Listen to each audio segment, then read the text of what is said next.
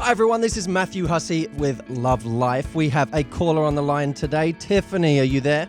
I am. Hi, Matt. So excited to talk to you.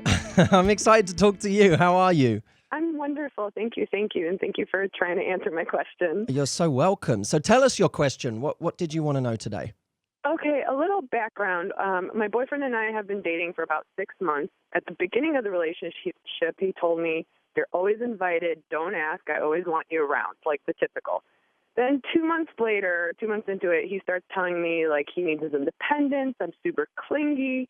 He starts pushing me away, which makes me grasp on even harder.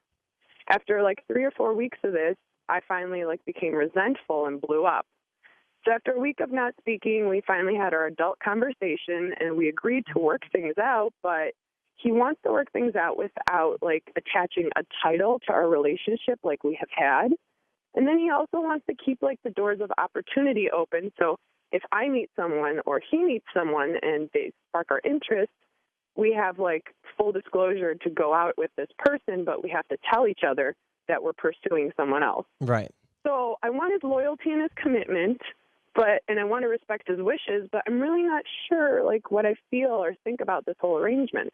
Yeah, it's tough. It's tough because right now you're at a kind of halfway house. And the problem with that place is that it doesn't allow him to really recognize if you're right or not.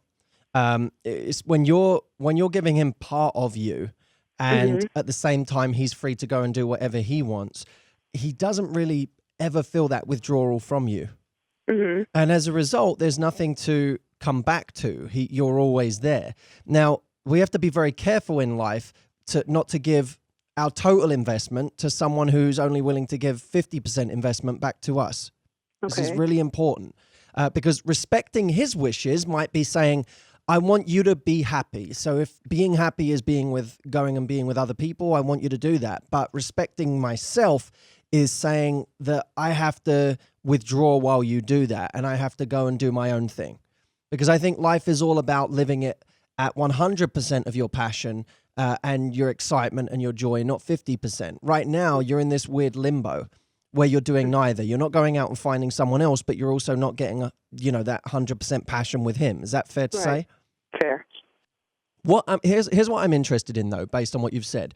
What would you do differently next time around? If you met this guy all over again and you had a chance to do it differently, what would you do differently in your behavior? Well, I've been studying your YouTube videos. I've downloaded so much of your stuff, and I agree with you where if he gets super excited and starts out the relationship hot and heavy, that I should be the one to kind of draw back and be like, maybe you should hang out with your people and I'll hang out with my people, and maybe we could meet up Friday instead of Thursday, or give him some more space instead of being so attached all the time, because I've lost a sense of myself as well. Right. So he was very passionate. That you then became clingier as time went on, Mm-hmm. Yep. And he then suddenly started to withdraw because he felt too close, or he at least felt like he was too oppressed in that moment. Yes. Okay. So this isn't about holding back your passion, because at the end of the day, one of the most fun parts of a relationship is the passionate stage. So you don't want to necessarily be holding back there, but you also want to be smart about it in saying, well, okay, how well do I know this person? Should I be, giving up all of my time for them right now, or should I be pacing myself a little bit with them? The same way you would in a business partnership. You may think, oh, I'm really excited about this new business partner I have. That doesn't mean that you all of a sudden open up the floodgates of your business to them, that you start doing business in every way. What you do is you pace yourself. And you say, I'm excited to do business with this person. We'll try this project. We'll see how that goes. If that goes well, let's invest more in each other and spend more time and finances and whatever making this work. That's how you work in a business relationship. And I actually think sometimes relationships should be the same way, that we pace ourselves a little bit more and allow it to build and allow trust to build before we just open the floodgates of every part of ourselves and our lives. So for you right now with this guy, the reason I asked that question is because if you were to do it again with another guy, I want you to know what you'd do differently. But not only that, I want you to know what you're going to do differently now with this guy. So you might find that he's going to have a lonely moment, or he's going to have a lonely week or a lonely month where he comes back to you and he's suddenly all passionate again and telling you all these sweet things. And your instinct will be to just run back, give this person everything, and do the same thing as last time. Probably. I don't want you to hold back your passion, but what I do want you to do is hold back your investment a little bit and allow him to earn those parts of you instead of just having them there on a plate. And at the same time, as you know, maintain the other parts of your life that are important to you, because you know he's not the only thing that would be important to you. Your friends would, your family would, your job, your hobbies, the new things you want to try, new adventures you want to go on. All of these things are important as well. And keeping those things is what will maintain what makes you attractive and challenging as a human being. And I don't mean challenging in the sense that you play hard to get. I just mean challenging in the sense that he still has to discover more about you. So don't lose those things. I guess that's my question. How do I become challenging when we're kind of like together, but not? Well, my first suggestion is you're not.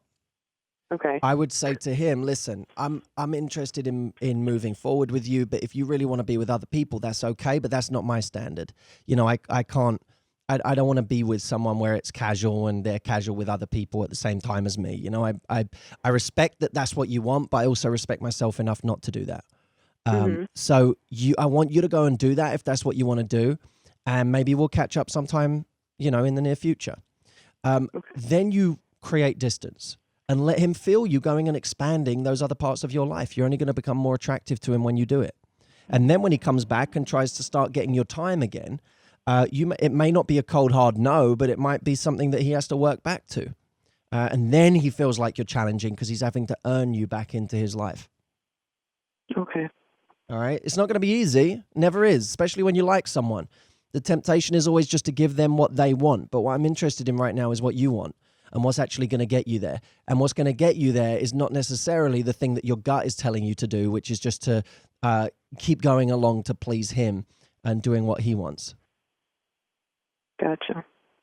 All right. That makes sense. And by the way, don't be afraid to go out and flirt and have fun in the meantime. You don't have to be sleeping with anyone, but you could still go out and have fun and enjoy other people and see what's out there. You're going to realize how many options there are, and that, you know, any one guy isn't going to be the source of your happiness. That the world is a big place.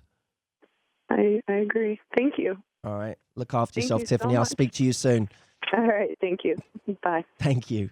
Thank you all for listening into Love Life. If you have a question you want to call in and ask me about, it's 844-204-6288. That's 844-204-MATT. Call in, ask us anything you like, leave a message, and we will try and have you on the show. Thank you.